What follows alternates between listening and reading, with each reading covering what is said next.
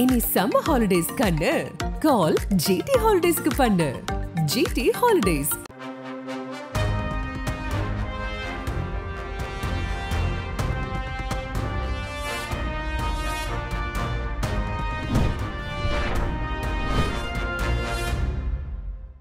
Madam MP வணக்கம். நல்லமா? வணக்கம். பிரச்சாரம் எப்படி போயிட்டு இருக்கு? நல்லா போயிட்டு இருக்கு. How confident this time? இந்த தூத்துக்குடி நிச்சயமா வெற்றி வாய்ப்பு இருக்கு அப்படின்னு நம்புறேன். போன முறை 3 லட்சம் வாக்கு வித்தியாசத்துல ஜெயிச்சீங்க. இந்த முறை என்ன டார்கெட்? அப்படிலாம் டார்கெட் எல்லாம் இல்லை. மக்களுடைய நல்ல ஆதரவை பெற்று வெற்றி பெற வேண்டும். ஒரு மேம்போக்கான அப்சர்வேஷன், இது உங்களுக்கு ஒரு ஈஸி கான்டெஸ்ட் இந்த முறை அப்படி இருக்கலாம். கடந்த முறை ஒரு ஸ்டார் வேட்பாளர், இந்த முறை கேண்டிடேட்ஸ் எல்லாம் லைட் வெயிட்ஸா பார்க்கப்படுறாங்க. அப்படிதான் நீங்க பாக்குறீங்களா? இல்லைங்க, யாரையுமே நம்ம குறைச்சி மதிப்பிட முடியாது. அதிமுக அடிமட்டத்திலேருந்து அவங்களுக்கு கட்சியோட ஸ்ட்ரக்சர் இருக்கக்கூடிய ஒரு பார்ட்டி. அதனால நம்ம அவங்கள அண்டர் எஸ்டிமேட் பண்ண முடியாது. யாராக இருந்தாலும் அது ஒரு எதிரணியில் இருக்கக்கூடிய வேட்பாளர் அப்படின்னு நம்மளுடைய கடமை நம்ம செய்யணும். 5 வருஷம் லோக்சபா அனுபவம் எப்படி இருந்தது? நீங்க ராஜ்யசபா எம்பியா இருந்திருக்கிறீங்க. இது உங்களுடைய கடந்த டேர்ம் அப்படிங்கிறது உங்களுடைய ஃபர்ஸ்ட் லோக்சபா அனுபவம். எப்படி இருந்தது? பெரும்பாலும் ரொம்ப வருத்தமான ஒன்றாகத்தான் இருந்தது. ஏன்னா ஆட்சியில் இருந்த பிஜேபிக்கு ஜனநாயகத்து மேலேயோ இல்லைன்னா பார்லிமெண்ட் மேலேயோ அங்கே இருக்கக்கூடிய விவாதங்கள் மேலேயோ பெரிய நம்பிக்கை கிடையாது. முக்கியமாக யாருமே எந்த அரசுமே முக்கியமாக எடுத்துக்கிறது கொஸ்டின் அவர், அந்த கேள்வி நேரம் அப்படிங்கிறது. அதை கூட ஒரு சரியான பதில்களை தரதோ, கேட்ட கேள்விக்கு பதில் தரணும் அப்படிங்கிற அந்த உணர்வோ அவங்களுக்கு இருந்ததே கிடையாது. பாராளுமன்றத்தில் இருக்கிறது சும்மா கூச்சல் அமளி, இப்படி இப்போ வெளிநடப்பு, இந்த மாதிரி விஷயங்கள் ஒரு ப்ரொடக்டிவான ஒரு டிபேட்டுக்கான ஸ்பேஸ் இல்லைங்கிறது. அந்த அக்யூசேஷன் ஸ்டேட் அசம்பிளி மேலேயும் வைக்கப்படுது. என்னது?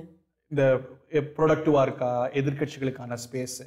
சென்ற முறை நான் முதலாக போன போது யூபிஏ கவர்மெண்ட்ல இருந்தேன். அப்போ எவ்வளோ டிபேட்ஸ் நடந்திருக்கு.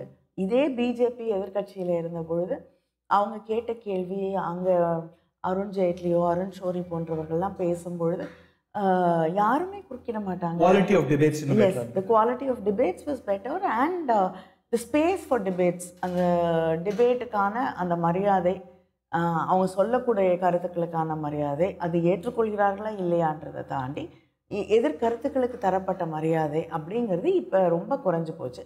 இவங்களோட முதல் டேர்மில், பிஜேபியோட முதல் டேர்மில் இருந்ததை விட இந்த முறை இன்னும் குறைவாக இருப்பதாக நான் உணர்றேன். டெல்லி பொலிட்டிக்கல் கல்ச்சரை ஸ்லாகித்து சொல்றவங்க தமிழ்நாட்டில் இன்னும் அதிகம். இங்க எல்லாரும் எதிரும் புதிருமா இருப்பாங்க, அங்கே எல்லாரும் ரொம்ப சகஜமா இருப்பாங்க. உங்களுக்கு கூட your friends across the political line. அந்த culture over the period of time நீங்க ராஜ்யசபா எம்பிஆர்லேருந்து பார்த்துருப்பீங்க. அது மாறிட்டு வரதா இன்னமும் ஹெல்த்தியாக தான் இருக்காங்க? சின்ன அளவு மாறி இருக்கு அப்படின்னு நான் நினைக்கிறேன். ஏன்னா ஒரு அழுத்தம் இருக்கு, எல்லார்கிட்டையும் ரொம்ப ஃப்ரெண்ட்லியாக இருக்கக்கூடாது அப்படின்னு இருக்கக்கூடிய ஒரு சின்ன அழுத்தம் இருக்கு. ஆனால் அதையும் தாண்டி எல்லா கட்சிகளிலும் நண்பர்கள் இருக்காங்க, வெல்விஷர்ஸ் இருக்காங்க, ஒருத்தருக்கும். அதனால இன்னும் அப்படி ஒரு இறுக்கமான சூழ்நிலைக்கு முழுவதுமாக போய்விடவில்லை. நீங்க அங்க இன்னும் கனிமொழி தானா இல்ல கனிமொழியா? எனக்கு இன்னும் கனிமொழி ஆல, ஃப்ரெண்ட்ஸுக்கு கனியாக சுரங்கி விட்டேன், அவ்வளவுதான். மொழிதான் பிரச்சனை இல்ல, மொழிதான் பிரச்சனை. ஆனா எல்லா இடத்துலயுமே அங்க முக்கியமா மொழிதான் பிரச்சனை. டிபேட்ஸ், தமிழ்நாடு எம்பிஸ் கலந்துக்கிற டிபேட்ஸ் பல மொழி சார்ந்து பிரச்சனையாங்க. அவங்க ஹிந்தியில பதில் சொல்ல, எனக்கு தெரியாதுன்னு சொல்ல, அந்த டிவைட் இன்னும் இருக்கும். டெஃபினட்டா பிஜேபி கவர்மெண்ட் வந்த அப்புறம் இன்னும் அதிகமாக நான் பார்க்கிறேன். அந்த அழுத்தம் ஹிந்தி தெரியணும், ஹிந்தியில் பேசணும், ஹிந்தியில் பதில் சொல்கிறது, அப்புறம் நாங்கள் எழுதக்கூடிய கடிதங்கள், ஆங்கிலத்தில் எழுதக்கூடிய கடிதங்களுக்கு ஹிந்தியில் பதில் அனுப்புறது, இந்த மாதிரி விஷயங்கள் தொடர்ந்து நடந்துட்டு தான் இருக்கு. நம்மளும் ரூட்டை மாற்றணும். I'm just playing the devil's advocate. So இதுதான் அங்கே யதார்த்தம். அப்படிங்கும்போது நிறைய தென் மாநிலங்கள் அதுக்கு பழகிட்டாங்க. கர்நாடகாலேயோ இல்ல மற்ற சில மாநிலங்களையோ இது பிரச்சனையா இல்லை? Should be change our approach? Why should we?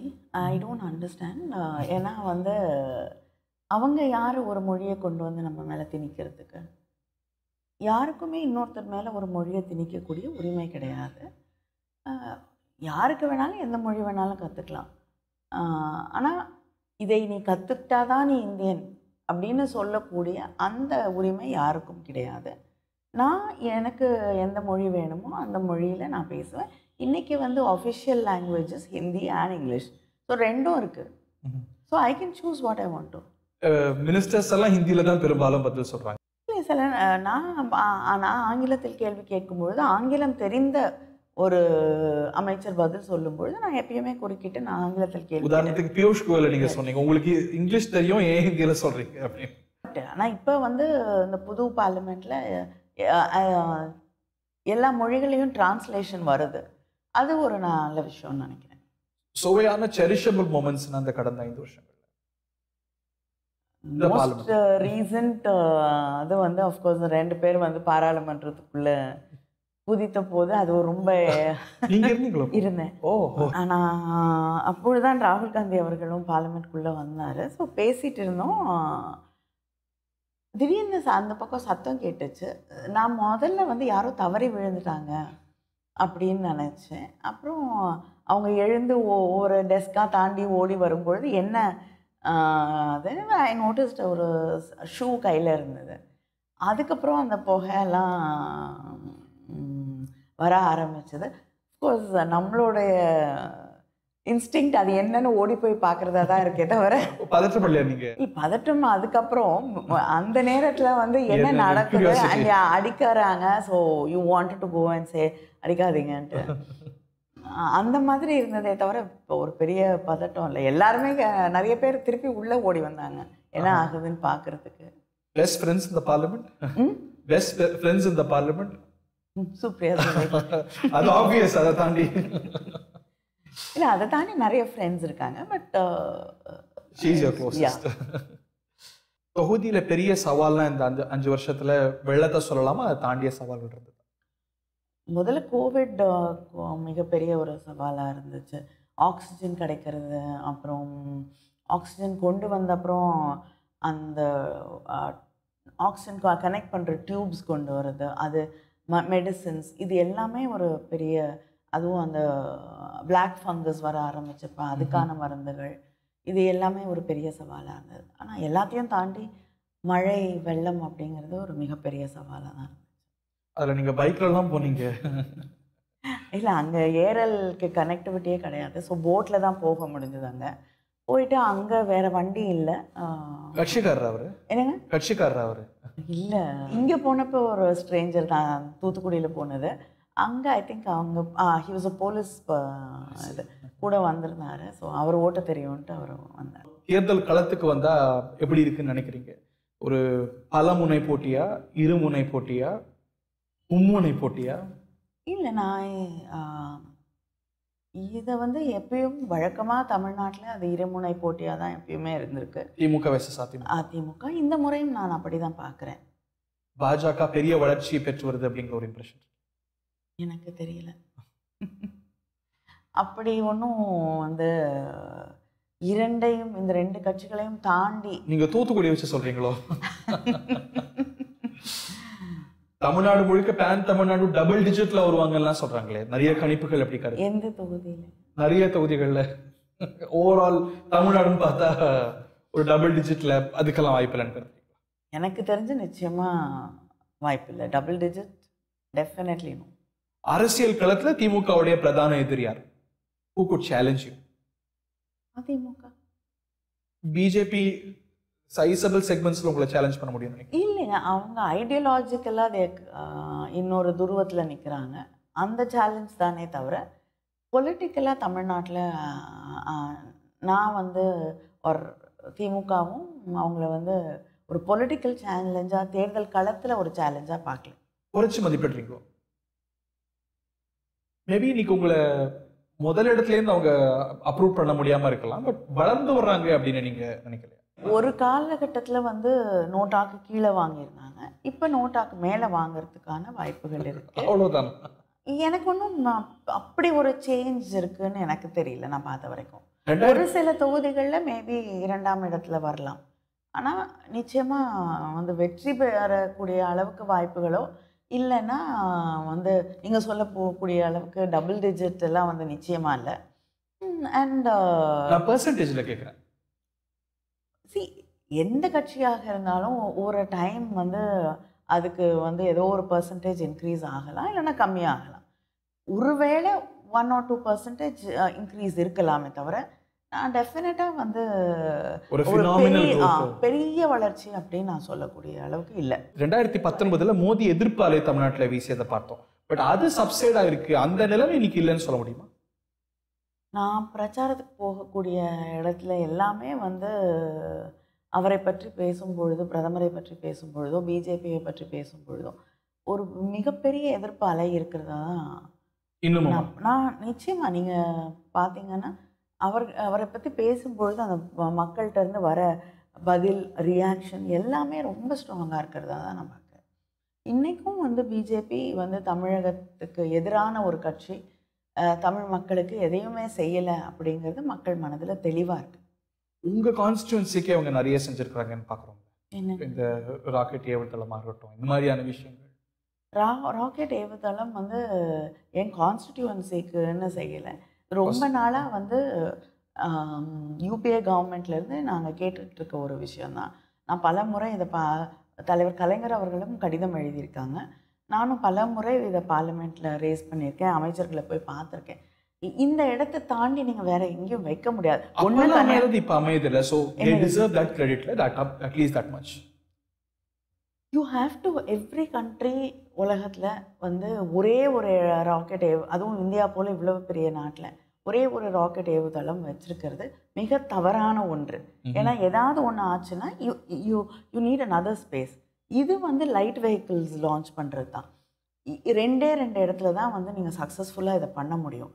Of course ஒன்று ஸ்ரீஹரிகோட்டா, இன்னொன்று நீங்கள் வந்து கன்னியாகுமரியில் ஒரு இடத்துல பண்ண முடியும். பட் ஆஃப்கோர்ஸ் அங்கே பாப்புலேஷன் ரொம்ப திக் பாப்புலேஷன் இருக்கிறதுனால நீங்கள் அதுலேருந்து வந்து எல்லாரையும் அகற்றிட்டு பண்ண முடியாது. ஸோ அடுத்த பெஸ்ட் சாய்ஸு குலசேகரப்பட்டினம் மட்டும்தான். இப்போ தானே வந்து எல்லாத்தையும் நாங்கள் தமிழக அரசு செய்து கொடுக்க வேண்டிய அளவுக்கு வந்து நிலத்தை கையகப்படுத்துறது எல்லாத்தையும் பண்ணி கொடுத்தாச்சு. இப்பொழுதுதான் வந்து அடிக்கல் நாட்டியிருக்காங்க. அது அடிக்கல் நாட்டினது மகிழ்ச்சியான ஒரு விஷயம், நான் இல்லைன்னு சொல்லலை. தமிழ்நாட்டில் ஒரு மும்முனை போட்டி வருது, ஆரோக்கியம் நினைக்கிறீங்களா? இல்லை திமுக அதிமுக அப்படின்னு இரு திராவிட கட்சிகள் இருப்பதுதான் நலம் நினைக்கிறீங்களா? மும்முனை போட்டி வரும்பொழுது அந்த 3வது அணி யார் அப்படின்னு தெரிஞ்சுக்கிட்டு நான் அதை பற்றி கருத்து சொல்ல முடியும். உருவாகவே இல்லைன்னு நினைக்கிறீங்களா? மும்முனை போட்டி இன்னும் வரலைங்க. அந்த 3வது வரக்கூடியவங்க யார், அவங்களுடைய கொள்கைகள் என்ன, அவங்களுடைய நிலைப்பாடு என்ன அப்படிங்கிறது தெரிஞ்சப்புறம் நான் வந்து அது ஆரோக்கியமானதா ஆரோக்கியம் இல்லாததா நான் சொல்லுவேன். இன்றைக்கி நீங்கள் எதை வச்சு இந்த கேள்வியை கேட்குறீங்கன்னு எனக்கு புரிஞ்சுக்க முடியுது. அந்த 3வது முனை வந்து பிஜேபியாக இருக்கும் அப்படின்னு நீங்கள் நினைக்கிறீங்க. ஆனால் நிச்சயமாக இல்லை. அது பிஜேபியாக இருந்தால் அது நிச்சயமாக தமிழ்நாட்டிற்கோ யாருக்குமே நல்லதில்லை. நீங்கள் விரும்புகிற எதிரி அதிமுகவா? நாங்கள் விரும்புகிற எதிரி இல்லைங்க, இருக்கக்கூடிய எதிரி அதிமுக. ஒரு காமன் இன்ட்ரெஸ்ட் இருக்கும் அதிமுகவுக்கும் திமுகவுக்கும், பிஜேபி இங்கே வளர்ந்துடக்கூடாது. இல்லை, அதை தாண்டி வந்து திராவிட இயக்க கொள்கைகள்னு சில இருக்குது. அது வந்து அதிமுகவுக்கு குறைவாக இருந்தாலும் அதை தாண்டி அவங்க போக முடியாதுன்னு நான் நம்புகிறேன். ஆனால் அதையெல்லாம் தாண்டி சிஏஏக்கு சப்போர்ட் பண்ணாங்க. இன்னைக்கு எதிர்க்கிறாங்களே, இன்னைக்கு எதிர்க்கிறாங்கங்க. அந்த சிஏவை வந்து இவங்க எடுத்து வாக்களிச்சிருந்தாங்கன்னா ஸ்டாப் பண்ணியிருக்க முடியும் இல்லையா? அதை பண்ணலை. எதிர்கட்சி தலைவர்கிட்ட கேட்கும்போது கூட்டணி தர்மம் அப்படிங்கிறாரு. நீங்க கூட்டணி தர்மத்துக்கு சிலது செய்யல, அந்த மாதிரி தான் நாங்க அப்படிங்கிறாரு. இல்லைங்க, கூட்டணி தர்மம்னா அதுக்குன்னு வந்து நம்மளுடைய சிறுபான்மையின மக்கள் எல்லாத்தையும் விட்டு கொடுத்துட்றதா கூட்டணி தர்மம்? இன்னைக்கு அந்த அணிலேருந்து விலகிட்டாங்க, என்டிஏலேருந்து விலகிட்டாங்க. இன்ஃபேக்ட் அவங்களுக்கு வந்து தொடர்ந்து ஆஃபர்ஸ் இருந்தது, வலியுறுத்தல்களே இருந்தது, கதவு திறந்திருக்கு வாங்க அப்படின்னு. அதுல they have stood ground. அதை நீங்க பாராட்டுறீங்களா? பிஜேபியோட கூட்டணி இல்லை அப்படின்னு தொடர் அழைப்புகள், பிஜேபியோட கூட்டணி இல்லைன்னா நான் நிச்சயமா பாராட்டி இருப்பேன்.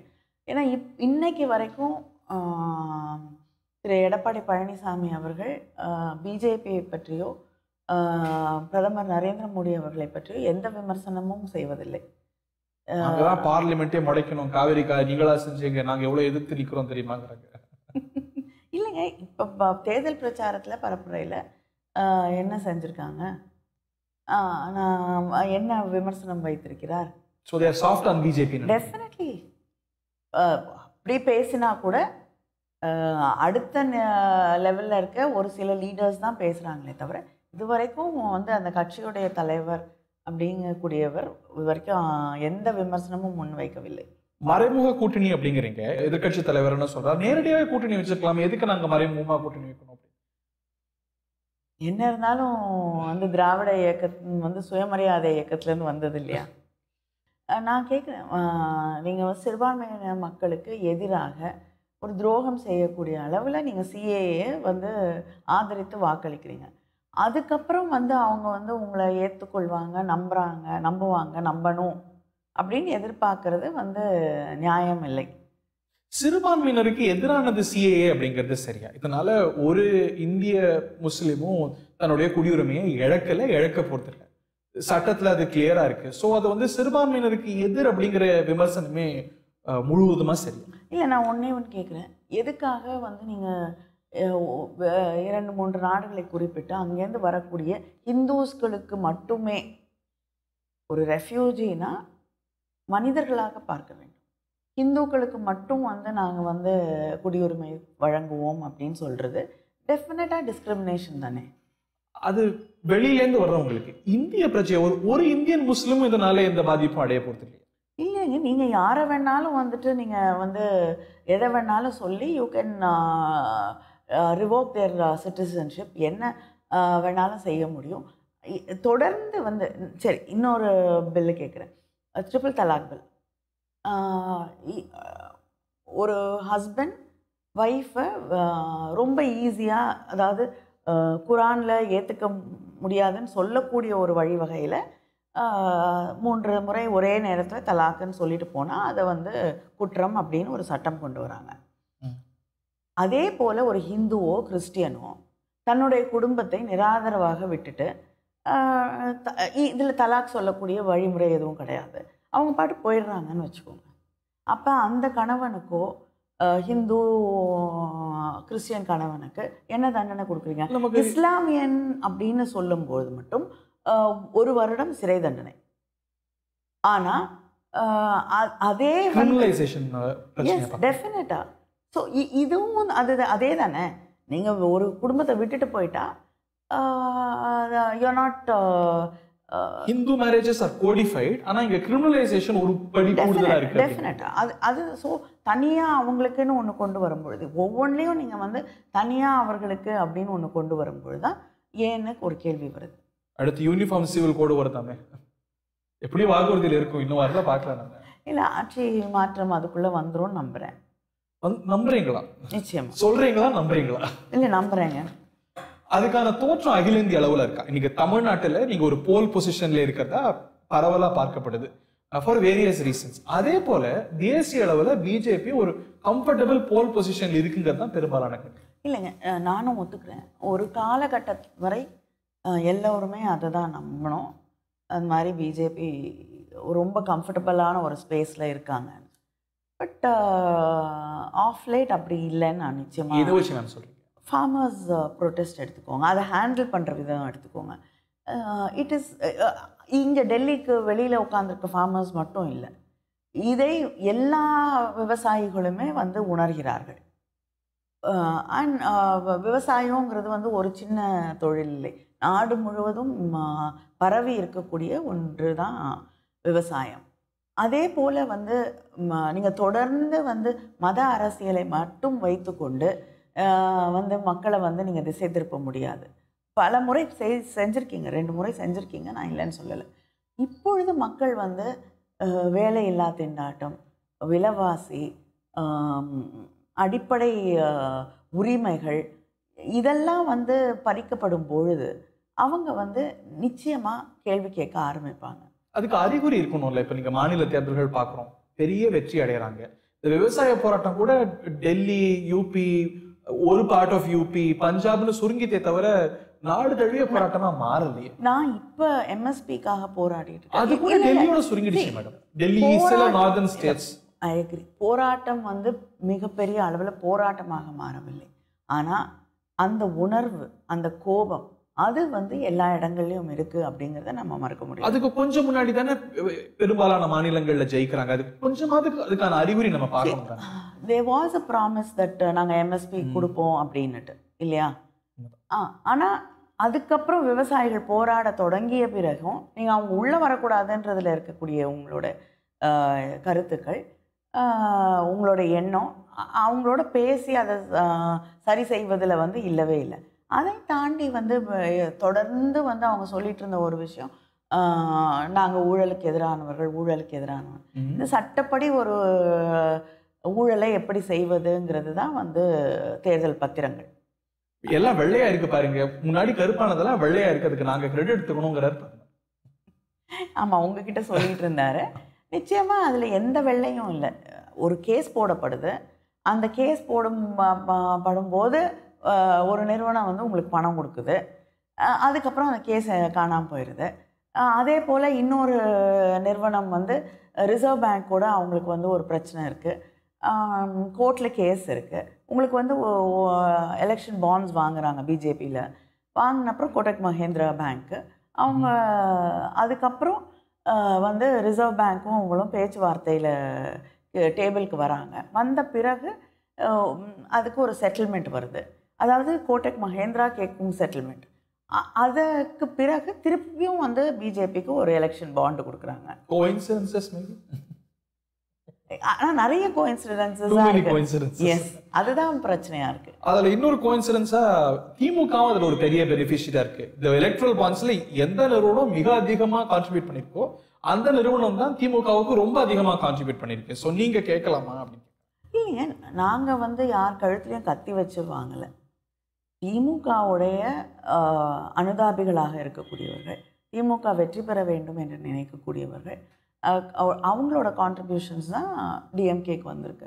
டிஎம்கே யாரையும் மிரட்டியோ, யார் மேலே இடியோ, ஐடியோ, சிபிஐயோ ஏவி விட்டு எந்த ஒரு பேட்டர்ன் இருக்கு. ஆளுங்கட்சி யாரா இருக்காங்களோ அவங்களுக்கு அதிகமா வந்திருக்கு. அது மாநில ஆளுங்கட்சியோ மத்திய ஆளுங்கட்சியோ.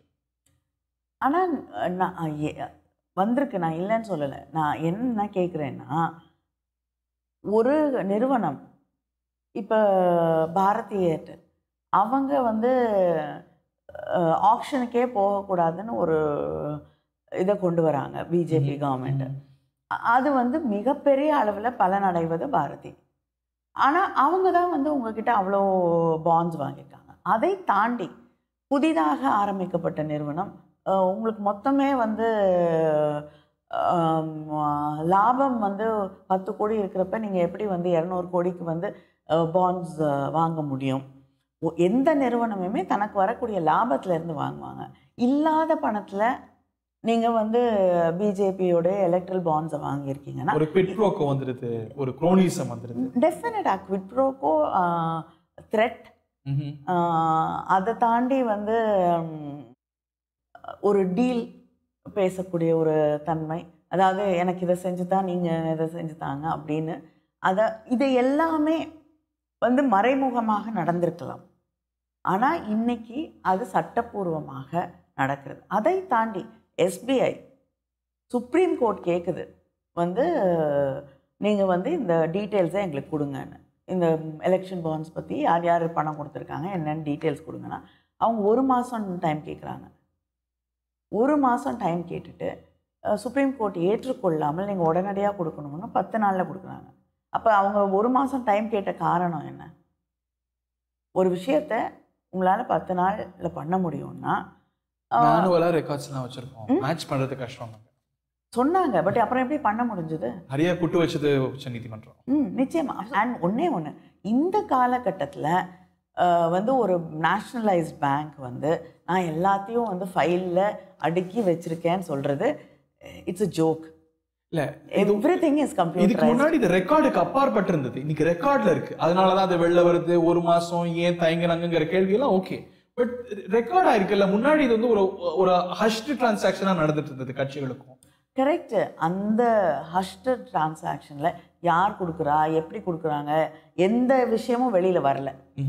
சுப்ரீம் கோர்ட் தலையிட்ட ஒரே காரணத்தால் தான் இது வெளியே ரெக்கார்ட் ஆனதுனால தான வெளியே வந்திருக்கு இந்த எலக்ட்ரல் பாண்டோட. எஸ், பட் யோர் இன்டென்ஷன் அந்த எலக்ட்ரல் பாண்டு வாங்கும்பொழுது, அந்த சட்டத்தை கொண்டு வரும்போது இன்டென்ஷன் வந்து அந்த ரெக்கார்ட்ஸு யார் கொடுக்குறாங்க வராங்கங்கிறதெல்லாம் வந்து டிரான்ஸ்பெரண்ட்டாக வெளிப்படையாக இருக்க வேண்டும் என்பது இன்டென்ஷன் கிடையாது. அது வந்து மறைத்து வைக்க வேண்டும் அப்படிங்கிறது தான் இன்டென்ஷன். அதனால தான் தேர்தல் முடிந்தப்புறம் வரட்டும்னு ஒரு மாதம் டைம் கேட்குறாங்க எஸ்பிஐ. அதுக்கப்புறம் சுப்ரீம் கோர்ட் ஆக்சுவலாக அந்த சட்டத்தையே சுப்ரீம் கோர்ட் அன்கான்ஸ்டிடியூஷனல் அப்படின்னு சொல்லுது. அப்போ இப்படிப்பட்ட ஒரு சட்டத்தை எதற்காக ஒரு அரசாங்கம் கொண்டு வர வேண்டும்? இந்த குற்றச்சாட்டுகள்லாம் எலக்ட்ரேட் கிட்ட எதிரொலிக்கும் நினைக்கிறேன். நிச்சயமாக எலக்ட்ரல் பாண்ட்ஸை பற்றி பேசும்பொழுதே மக்கள் வந்து அதை பற்றி பேசுகிறாங்க. தமிழ்நாட்டில் இருக்கலாம், தேசிய அளவில் ஒரு வலுவான நேரேட்டிவ் இந்தியா கூட்டணி கிட்ட இருக்கு, கூட்டணியே வலுவாக இருக்கு. நிச்சயமாக எம்ப்ளாய்மெண்ட் ஒவ்வொருத்தரும் இன்னைக்கு இந்தியா அளவில் எடுத்துக்கிட்டிங்கன்னா எம்ப்ளாய்மெண்ட் அப்படிங்கிறது வேலையில்லா திண்டாட்டங்கிறது வரலாறு காணாத அளவுக்கு ஒரு மோசமான நிலையில் இருக்கிறது. அதை தாண்டி வந்து விவசாயிகளுக்கான பிரச்சனைகள் எதையுமே வந்து தீர்க்கலை. விலைவாசி அப்படிங்கிறது வந்து மிக மோசமான ஒரு சூழ்நிலை. ஹங்கர் இண்டெக்ஸ் எடுத்துக்கோங்க, வேர்ல்டு ஹங்கர் ஸ்லிப்பிங் டவுன் வந்து 111வது இடத்துல இருக்கும். நமக்கு மேலே தான் பாகிஸ்தான், பங்களாதேஷ் எல்லாம் இருக்குது. So you not delivered any thing. India bloc இன்டாக்டாக இருக்கு. Yes, I think definite. தமிழ்நாட்டில் சொல்லாதீங்க, தேசிய அளவில் ஒரு டிஸ்இன்டெகிரேஷன் பார்க்க முடியுதா? இல்லைங்க, இப்போ வந்து இல்லைங்க, வெஸ்ட் பெங்கால் வந்து திரிணாமுல் காங்கிரஸ் அவங்க வெளியில் போயிட்டாங்க, பஞ்சாப்ல போயிட்டாங்க, ஆம் ஆத்மி இல்லை. இந்த யூபியோடைய வேல்யூ அடிஷனே கெஜ்ரிவாலும் மம்தா பானர்ஜியும் தான். மற்றவங்க எல்லாம் ஏற்கனவே இருக்கிறீங்க, சிவசேனா. ஸோ அது ஒரு ஒரு தொடக்கத்துல இருந்த ஒரு ஜோஷ் இப்ப இருக்கு. அந்த நிச்சயமா இருக்குங்க. இப்போ வந்து கூட்டணி பிரச்சனைகளால் சில இடங்களில் தொகுதி பங்கீடு செய்து கொள்ள முடியலன்னா கூட எல்லாருமே வந்து கருத்தியல் ரீதியாக ஒரு இடத்துல தான் இருக்கும். இப்போ வந்து நாளைக்கு மம்தா பானர்ஜி அவர்கள் வந்து இந்தியா கூட்டணியோடு இணைய மாட்டார்கள்னு அவங்களால ஒரு தேர்தல் உடன்படிக்கைக்கு வர முடியல, அவ்வளோதானே தவிர வந்து நாளைக்கு பிஜேபி எதிர்ப்பதில் அவங்க தொடர்ந்து தீவிரமாக ஒரு கூட்டணியோடைய கிரக்ஸ். நாட் ஆல்வேஸ் இல்லையா, ideology can also be the crux. அவங்களுக்கு வந்து இல்லை, ஒரே ஒரு நிமிஷம், தேர்தல் உடன்படிக்கையை வந்து அவங்களால ரெண்டு பேரும் ஒன்றா வர முடியல அப்படின்ற ஒரு சூழல் இருந்தாலும் காங்கிரஸும் சரி, அதே நேரத்தில் திரிணாமுல் காங்கிரஸும் பிஜேபி எதிர்ப்பதில் மிக தெளிவான ஒரு இடத்துல தான் இருக்காங்க. என்ன பிரயோஜனம் இல்லை, எல்லாருடைய ஆசையும் ஒன்றாக இருப்பது தான். இன்னும் திரிணாமுல் காங்கிரஸ் இந்த கூட்டணியில் இருந்திருந்தால், எல்லாருமே இந்த கூட்டணியில் இருந்திருந்தால் இன்னும் மகிழ்ச்சியான ஒன்று தான். ஆனால் நம்ம எதிர்பார்க்கறது எல்லாமே நடந்துறது இல்லை. சில காரணங்களுக்காக சில பேர் வெளியில் இருக்க வேண்டிய சூழல் இருந்தாலுமே நிச்சயமாக வந்து நான் வந்து இந்த கூட்டணி அப்படிங்கிறது ஸ்ட்ராங்காக தான் இருக்குது. அதை தாண்டி இந்த கருத்துக்கள் இப்போ வந்து இவ்வளோ மிகப்பெரிய ஊழல், எதிர்கட்சிகளை வந்து முடக்குவதற்காக இப்போ காங்கிரஸோடைய எல்லா அக்கௌண்ட்ஸையும் ஃப்ரீஸ் பண்ணியிருக்காங்க.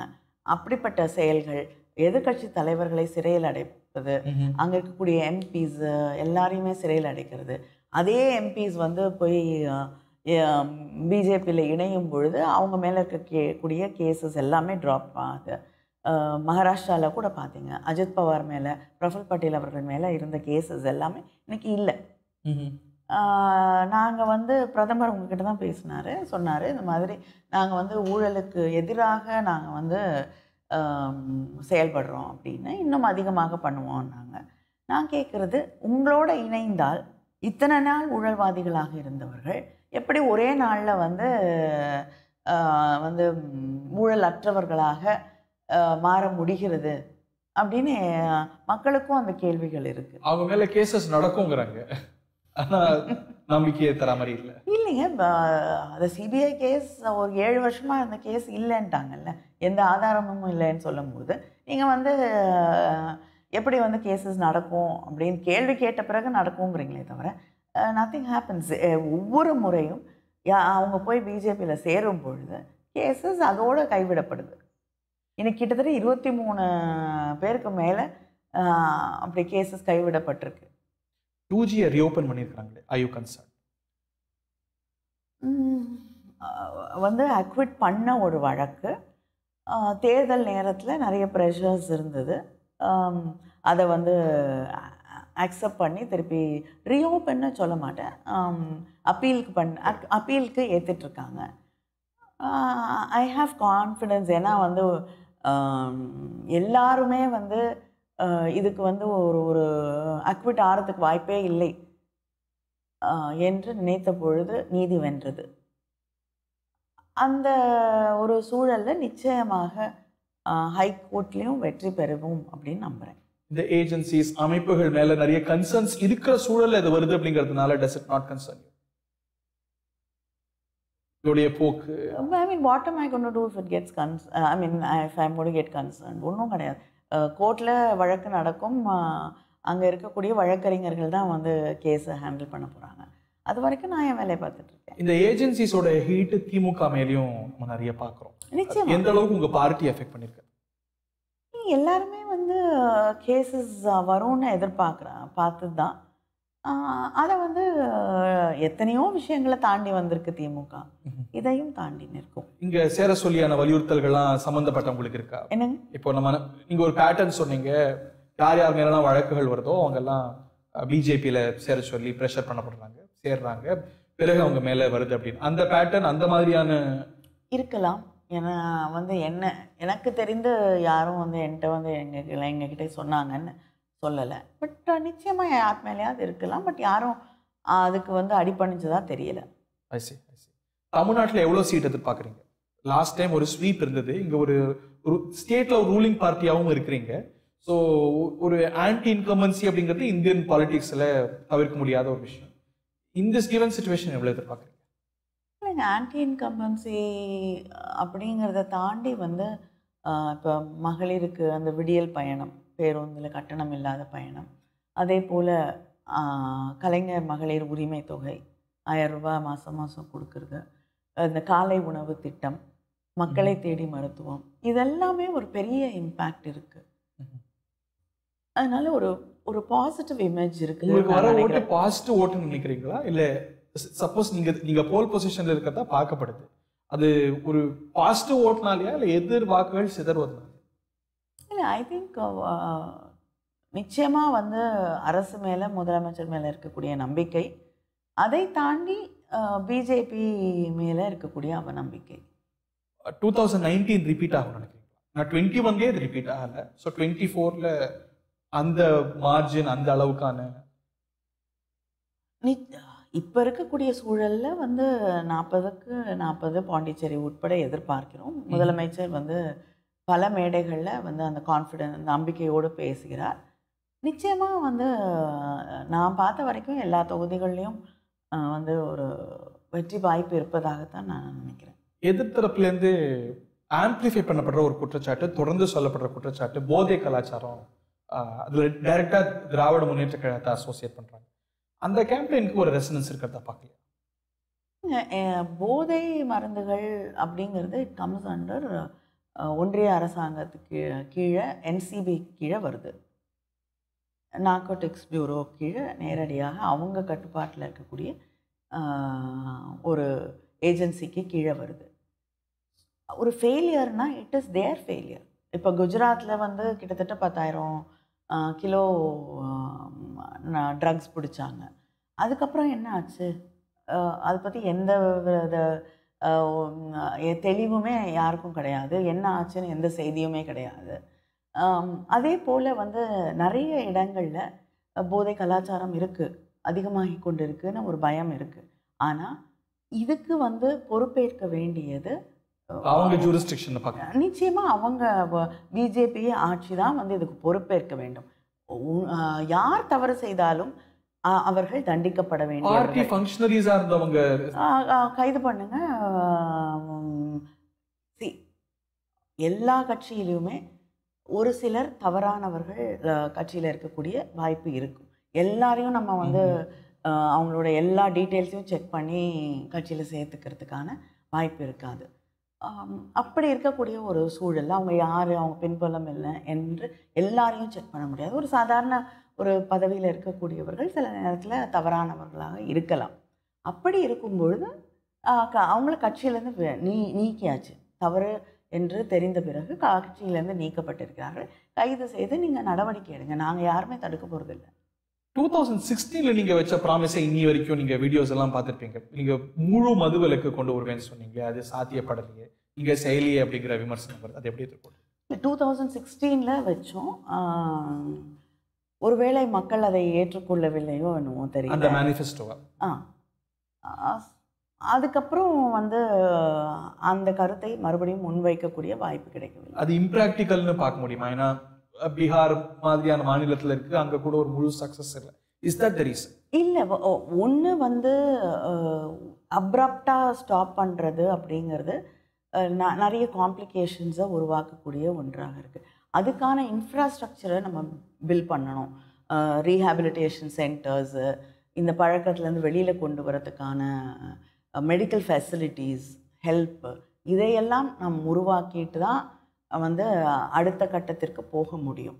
நிச்சயமாக குறைக்கிறது அப்படிங்கிறது, இப்போ 500 கடைகள் குறைக்கப்பட்டது, இன்னும் கடைகளை குறைப்பது, அப்புறம் இன்னும் ஸ்ட்ரிக்டாக அங்கே இருக்கக்கூடிய சட்டங்களை செயல்படுத்துவது.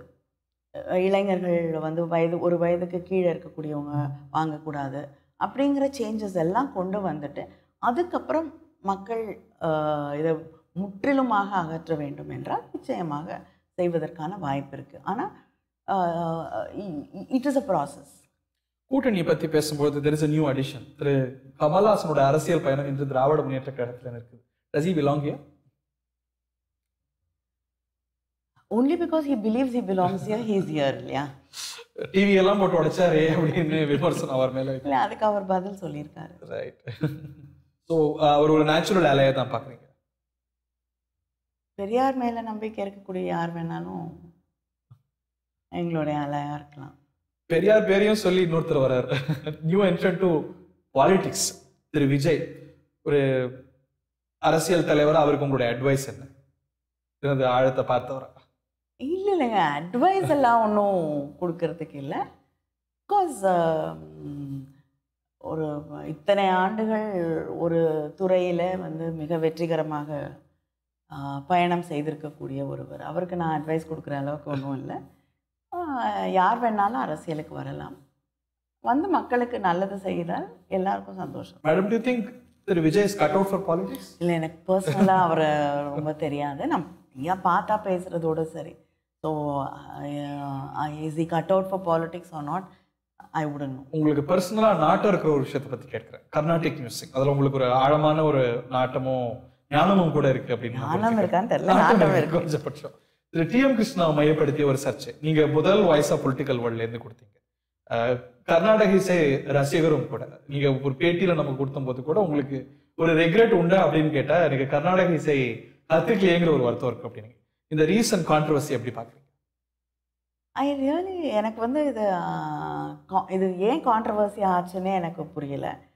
டி.எம். கிருஷ்ணாவுடைய சங்கீதத்துக்கு கொடுக்கப்பட்ட ஒரு அவார்டு அது. அதை அவருடைய நம்பிக்கைகளை வச்சு நீங்கள் மதிப்பிடுறது எந்த விதத்தில் நியாயம்?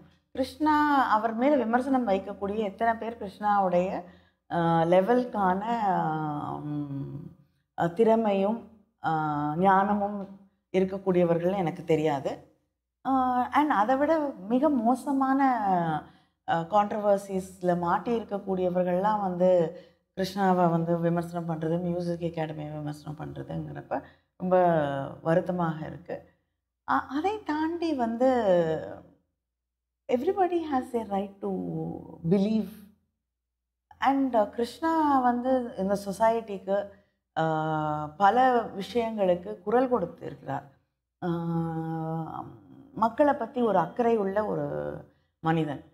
இதை ஏன் கொச்சப்படுத்தணும்னு எனக்கு தெரியல. அவங்க கூட அவரோட ஞானத்தை கேள்வி கேட்கல. பட் எங்களுக்கு பதில் விமர்சனம் வைக்கிறதுக்கு அவருக்கு ஒரு அவார்டு வருதுன்னா எங்களுக்கு விமர்சனம் செய்யறதுக்கான ரைட்ஸ் இருக்கு. அப்படி நீங்க விமர்சனம் வைங்க, நான் பாட மாட்டேன் அப்படின்னு சொல்லுவாங்க. பாய்காட்டும் ஒரு ஃபார்ம் ஆஃப் ப்ரொடெஸ்ட் தானே பாலிடிக்ஸ்ல. I thought this is art and more then politics. அது நீங்கள் வந்து அங்கே பாலிடிக்ஸ் பண்ணும்பொழுது தான் வந்து வருத்தமாக இருக்குது. நீங்கள் மியூசிக் அகாடமியில் கலையை வளர்க்கக்கூடிய ஒரு இடத்துல வந்து நீங்கள் அது பாலிடிக்ஸ், நான் வந்து கலையில் பாலிடிக்ஸ் இல்லைன்னு சொல்லலை, அந்த கலைக்குள்ளே அந்த பாலிடிக்ஸ் இருக்கும். ஆனால் அதை வந்து மனிதர்கள் வந்து தங்களுக்கான பாலிடிக்ஸாக மாற்றிக்கும் போது தான் வந்து கேள்விகள் வருது. நான் சங்கமத்தோட பகுதியாக இல்லாமல் நிகழ்ச்சிகள் நடத்திட்டு இருக்காங்க. அதில் போய் தொடர்ந்து கிருஷ்ணா பாடுறாரு. அந்த நிகழ்வுகளை வந்து அவங்க வந்து தொடர்ந்து நடத்துவதற்கு he's a part of the team. So இதெல்லாம் ஒரு வேளை பிடிக்காமல் இருந்திருக்கலாம். இன்ட்ரெஸ்ட். இறுதியான ஒரு கேள்வி, நீங்கள் பங்களிச்ச ஒரு விஷயம் தேர்தல் அறிக்கையை தயாரிப்பு, அது ரொம்ப ஆம்பிஷியஸாக இருக்கும். நீங்கள் தேசிய அளவில் தயாரிச்சிருக்கிறீங்க, 1000 ரூபாயே நம்ம ரொம்ப சிரமமாக இருக்குது, தேசம் முழுக்க 3000 ரூபாய், இந்த மாதிரி ரொம்ப அதீதமான வாக்குறுதிகள் இருக்கும் அப்படிங்கிற விமர்சனம். இல்லைங்க, இது நாடாளுமன்றத்துக்கான தேர்தல் தானே, மக்களவை தேர்தல் தானே. நீங்கள் வந்து அசம்பிளிக்கான ஒரு தேர்தல் அறிக்கையை எப்படி உருவாக்க முடியும்? அண்ட் நிச்சயமாக இந்திய கூட்டணி வெற்றி பெறும் பொழுது திராவிட முன்னேற்ற கழகமும் அதில் ஒரு முக்கியமான அங்கமாக இருக்கும். நிச்சயமாக எங்களால் வந்து இதையெல்லாம் செய்ய முடியும் அப்படிங்கிற நம்பிக்கையில் தான் நாங்கள் எழுதியிருக்கோம். மோடி 3.0 மிஷன் 400 பார் இதெல்லாம் இல்லை, ஐ திங்க் இட்ஸ் இந்தியா. வாழ்த்துக்கள் ஃபார் இண்டியன்ஸ். இறுதியாக ஒரு ரேபிட் ஃபயர் மாதிரி சில பெயர்களை சொல்கிறேன், அவர்கள் பற்றி உங்களுக்கு இருக்கிற விமர்சனம் இல்லை கருத்து. எம்.கே. ஸ்டாலின். உழைப்பு உழைப்பு உழைப்பு. நரேந்திர மோடி. போதும். எடப்பாடி பழனிசாமி. களத்திற்கு வாங்க. ஓ பன்னீர்செல்வம். மறந்து போன தர்மயுத்தம். நிர்மலா சீதாராமன். நிதி எங்கே? அதிமுக. எதிர்கட்சி. அண்ணாமலை. கன்னடிகா தானே? தமிழர் இல்லையா? பச்சை தமிழர். அவர் தானே சொல்லியிருக்காரு என்ன கன்னடிகான்னு கூப்பிடுங்க, அவன் ப்ரௌன் கன்னடிகான்னு. நாங்கள் சொல்லியே. Come to the end of this interview. என்னோட குறுக்கீடு இல்லாமல் தமிழ்நாட்டு மக்களுக்கு நீங்கள் சொல்ல விரும்பக்கூடிய விஷயம். இந்த தேர்தல் என்பது மீண்டும் ஒரு விடுதலை போராட்டம். இந்த நாட்டை மீட்டெடுக்கக்கூடிய, நம்முடைய உரிமைகளை மீட்டெடுக்கக்கூடிய ஒரு தேர்தல் இந்த தேர்தல். ஆனால் இந்த தேர்தலிலே உங்கள் வாக்குகள் இந்த நாட்டை காப்பாற்றக்கூடிய அடித்தளத்திலே இருக்கக்கூடிய பிற்படுத்தப்பட்ட, ஒடுக்கப்பட்ட மக்களுக்கான ஒரு விடுதலையை உருவாக்கக்கூடிய தேர்தல் என்பதை மனதிலே வைத்துக்கொண்டு வாக்களிக்க வேண்டும். நன்றி. Thank you madam. வாழ்த்துக்கள். தேங்க்யூ.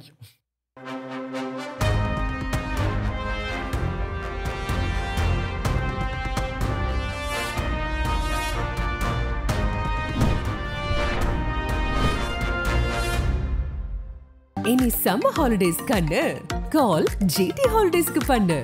GT holidays.